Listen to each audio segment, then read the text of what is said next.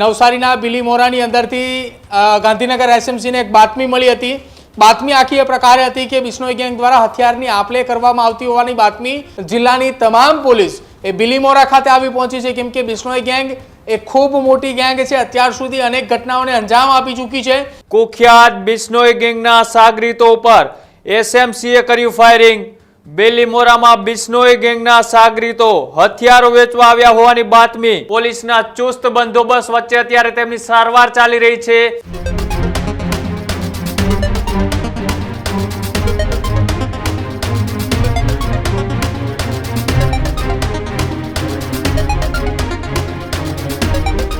સમાચારોમાં આગળ વાત કરીએ, મહત્વપૂર્ણ સમાચાર એ નવસારીથી સામે આવી રહ્યા છે કે જ્યાં નવસારીના બિલીમોરામાં ફાયરિંગની ઘટના। સ્ટેટ મોનિટરિંગ સેલની ટીમે કર્યું ફાયરિંગ। કુખ્યાત બિશ્નોઈ ગેંગના સાગરીતો ઉપર એસએમસીએ કર્યું ફાયરિંગ। બેલીમોરામાં બિશ્નોઈ ગેંગના સાગરીતો હથિયારો વેચવા આવ્યા હોવાની બાતમી। છાપેમારી કરતા બિશ્નોઈ ગેંગે એસએમસીની ટીમ પર કર્યો હતો હુમલો। બિશ્નોઈ ગેંગના હુમલા સામે એસએમસીના પીઆઈ પનારાએ કર્યું ફાયરિંગ।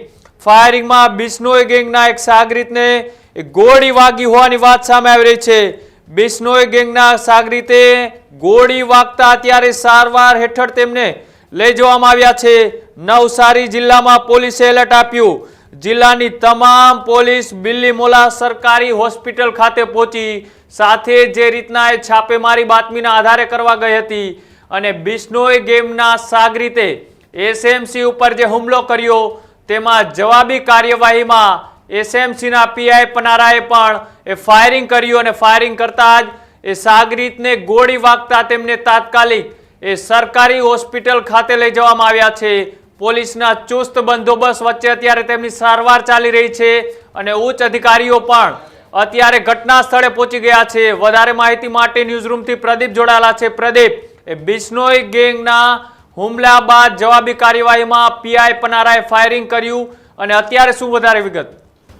કૃણાલ, સુરતના અંદર ભૂતકાળની અંદર એટલે કે લગભગ એકાદ અઠવાડિયા પહેલા દક્ષિણ ગુજરાતની અંદર એક ઘટના બની હતી કે જેમાં એક સુરતનો આરોપી હતો જેની ઉપર પોલીસે ફાયરિંગ કર્યું ને ત્યારબાદ એ જ ઘટના નવસારીની અંદર બની હતી ને વધુ એક ઘટના ફાયરિંગની એ નવસારીની અંદરથી સામે આવી છે। નવસારીના બિલીમોરાની અંદરથી ગાંધીનગર એસએમસીને એક બાતમી મળી હતી। બાતમી આખી એ પ્રકારે હતી કે બિશ્નોઈ ગેંગ દ્વારા હથિયારની આપ-લે કરવામાં આવતી હોવાની બાતમી એ એસએમસીને મળી હતી ને એસએમસીને બાતમી મળતાની સાથે જ એસએમસીના પીઆઈ પનારા એ તેમની ટીમ સાથે એ બિલીમોરા ખાતે પહોંચ્યા હતા કે જ્યાં એ હથિયારની આપ-લે કરવાની જ્યાં ઘટના હતી એ બિલીમોરા ખાતે એક અજ્ઞાત સ્થળ હતું। એ જગ્યા ઉપર આ તમામ એ બિશ્નોઈ ગેંગના સાગરીતો ત્યાં એકત્રિત થયા હતા। હથિયારની આપ-લેની શરૂઆત જેવી કરી એ દરમિયાન સીધી જ એસએમસી ત્યાં ત્રાટકી અને દરમિયાન બિશ્નોઈ ગેંગના કેટલાક સાગરીતોએ એસએમસીની ઉપર હુમલો કરવાની કોશિશ કરીને ઘટનાના બચાવના ભાગરૂપે એસએમસીના પીઆઈ પનારા દ્વારા સામે કાઉન્ટર ફાયરિંગ કર્યું હતું કે જેમાં એક બિશ્નોઈ ગેંગનો વ્યક્તિ ઇજાગ્રસ્ત થયો છે। એને તત્કાલ બિલીમોરા ખાતેની આવેલી સરકારી હોસ્પિટલ ખાતે સારવાર માટે ખસેડવામાં આવ્યો છે અને આખા એ નવસારી જિલ્લાને તમામે બોર્ડરો એ સીલ કરવામાં આવી છે। તત્કાલ ધોરણે નવસારી જિલ્લાની તમામ પોલીસ એ બિલીમોરા ખાતે આવી પહોંચી છે, કેમ કે બિશ્નોઈ ગેંગ એ ખૂબ મોટી ગેંગ છે। અત્યાર સુધી અનેક ઘટનાઓને અંજામ આપી ચૂકી છે અને હવે આ જે બિશ્નોઈ ગેંગ એ ગુજરાતની અંદર નવસારીના બિલીમોરા ખાતે જ્યારે હથિયારની આપ-લે કરવા માટે પહોંચી હતી એ દરમિયાન આ ઘટનાને અંજામ આપવામાં આવ્યો છે। હજુ સુધી એ સ્પષ્ટ નથી થયું કે કેટલા સાગરીતોને ગોળી વાગી છે। અત્યાર સુધી માત્ર એવી માહિતી આવી રહી છે કે એક શખ્સને ગોળી વાગી છે।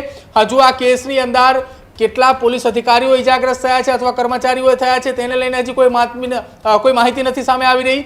સાથે જ એક એ પણ તપાસનો વિષય અત્યારે સામે આવ્યો છે કે આ ઘટનાને અંજામ આપવા પાછળ કોણ હતું? બિશ્નોઈ ગેંગનો એવો કયો સાગરીત હતો કે જે ગુજરાતની અંદર હથિયારની આપ-લે કરવા માટે પહોંચ્યો હતો? હથિયાર લેવા માટે કોણ આવ્યું હતું અથવા આપવા માટે કોણ આવ્યું હતું? કેટલા હથિયાર હતા? શું કઈ એ માહિતીઓ હતી કે જેના આધારે બાતમીના આધારે એસએમસીની ટીમે ત્યાં પહોંચી હતી? તેને લઈને હજુ સ્પષ્ટતા એટલા માટે નથી થઈ રહી કેમ કે જવાબી કાર્યવાહીના ભાગરૂપે ફાયરિંગની ઘટના બનતાની સાથે જ એક શખ્સ એ ઇજાગ્રસ્ત થયો છે, તેને તત્કાલ હોસ્પિટલ ખાતે ખસેડવામાં આવ્યો છે અને અત્યારે સમગ્ર ગુજરાતની અંદર દિલ્હીની ઘટના બાદ એલર્ટ આપવામાં આવ્યું છે। એલર્ટની વચ્ચે આ હથિયારો ક્યાંથી આવ્યા અથવા હથિયારોની આપ-લે જે થતી હતી તેની જે બાતમી મળી હતી એ હથિયારો કોણ લેવા આવ્યું હતું, કોણ આપવા આવ્યું હતું, આ તમામે તપાસનો વિષય છે કૃણાલ। પરંતુ હાલ દક્ષિણ ગુજરાતની અંદર એ તમામ જિલ્લાઓની પોલીસ હાલ એલર્ટ થઈ ચૂકી છે, કેમ કે બિશ્નોઈ ગેંગ ત્યાં પહોંચી હતી અને તેમાં એસએમસીની ટીમે જવાબી કાર્યવાહીના ભાગરૂપે જે ફાયરિંગ કર્યું છે બાદ હાલ દક્ષિણ ગુજરાત એલર્ટ પર છે. આવનારા ગણતરીના કલાકોની અંદર જ કદાચિત કેટલાક શખ્સોની અટકાયત પણ કરવામાં આવે તો કદાચિત નવાઈ નહીં. કૃણાલ, જી બિલકુલ, આભાર માહિતી બદલ. તો જે રીતના એક બાજુ દિલ્હીમાં બોમ્બ બ્લાસ્ટની ઘટના અને ત્યારબાદ એ ગુજરાતની તમામ પોલીસ અત્યારે ક્યાંક ને ક્યાંક એલર્ટ મોડમાં જોવા મળી રહી છે.